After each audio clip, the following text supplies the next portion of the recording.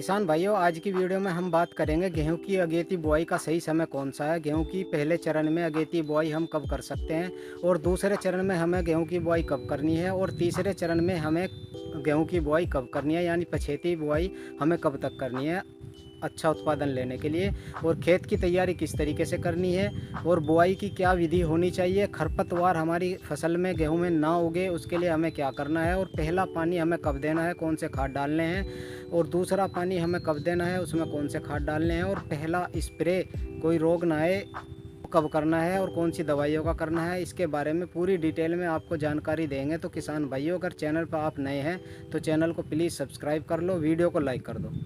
किसान भाइयों, गेहूं का अच्छा उत्पादन लेने के लिए अगेती बुआई सबसे बेहतर बुआई का समय है 25 अक्टूबर से लेकर के 15 नवंबर तक। किसान भाइयों, अगर आप 25 अक्टूबर से लेकर के 15 नवंबर के बीच में गेहूं की अगेती बुआई करते हैं तो इसमें ज़्यादा उत्पादन आपको मिलेगा और रोग आने की भी संभावना किसान भाइयों बहुत कम हो जाती है।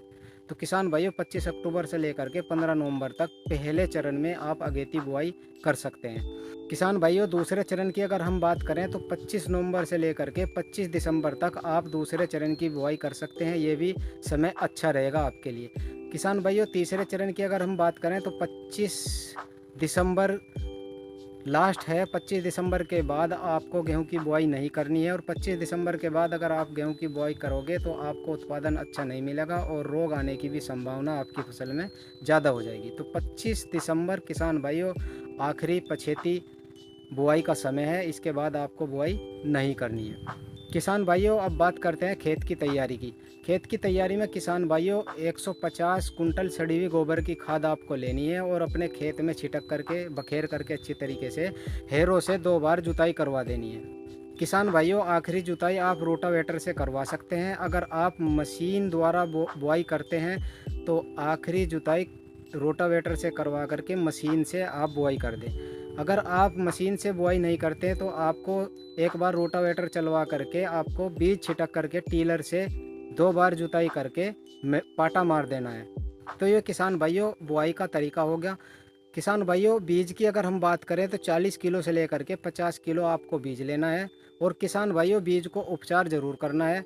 किसान भाइयों, बीज उपचार के लिए मैं आपको 2 दवाई बताता हूँ। रेडिमिल गोल्ड के नाम से दवाई आती है, उससे भी आप उपचार कर सकते हैं, और कार्बनडाजिम मैनकोजेब से भी आप बीज को उपचार ज़रूर करें किसान भाइयों, जिससे हमारा बीज गले सड़े ना और जड़ों में फंगस ना आए। तो बीज का उपचार बहुत ही ज़रूरी है। किसान भाइयों, बीज उपचार करने के लिए आपको कार्बनडाजिम मैनकोजेब लेनी है।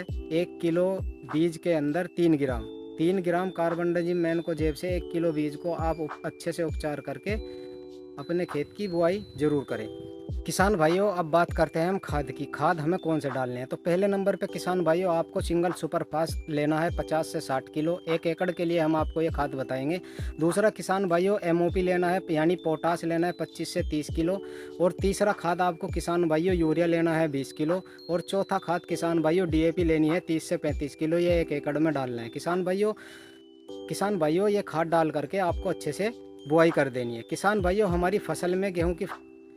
हमारी गेहूं की फसल में खरपतवार ना उगे उसके लिए आपको 24 से 30 घंटे के अंदर अंदर अपनी गेहूं की फसल में एक स्प्रे कर देना है पेंडामेथिलीन का। 1 लीटर पेंडामेथिलीन आपको 220 लीटर पानी में मिला करके अच्छे से अपने खेत में 24 से 30 घंटे के अंदर छिड़काव कर देना है किसान भाइयों। तो आपके गेहूं की फसल में कोई भी खरपतवार नहीं उगेगा। किसान भाइयों, ये तो बुआई का तरीका हो गया है। अब हम किसान भाइयों बात करते हैं पहला पानी हमें कब देना है। किसान भाइयों, पहला पानी 21 से लेकर के 25 दिन के जब हमारे गेहूं की फसल हो जाए तब हमें पानी देना है, और उसमें हमें 40 किलो यूरिया डालना है और 5 किलो माइक्रो न्यूट्रेंट किसान भाइयों ज़रूर डालने हैं। ये डाल करके हमें पहला पानी किसान भाइयों देना। किसान भाइयों, दूसरे पानी की हम बात करते हैं। दूसरा पानी आपको 45 से लेकर के 50 दिन के अंदर दूसरा पानी देना है। और किसान भाइयों, इसमें जो खाद डालने हैं आपको 40 किलो यूरिया लेना है और 5 किलो धनजाइम गोल्ड लेना है, या आपको 7 किलो सागरिका लेनी है।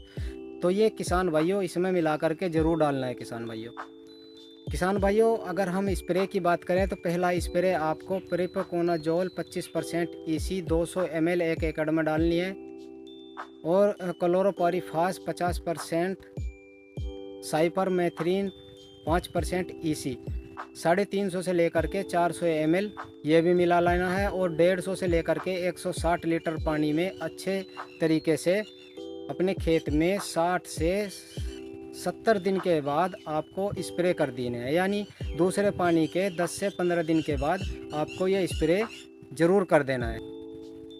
किसान भाइयों, गेहूं में समय समय पर कौन सा खाद, कौन सी दवाई का हम इस्तेमाल कर सकते हैं, या कौन सी बीमारी में हमें कौन सी स्प्रे करनी है, उसकी जानकारी हम अपने इस चैनल पे बारी बारी से देते रहेंगे। तो हमारे चैनल को प्लीज़ सब्सक्राइब ज़रूर कर लो और वीडियो को लाइक कर दो। जय जवान जय किसान।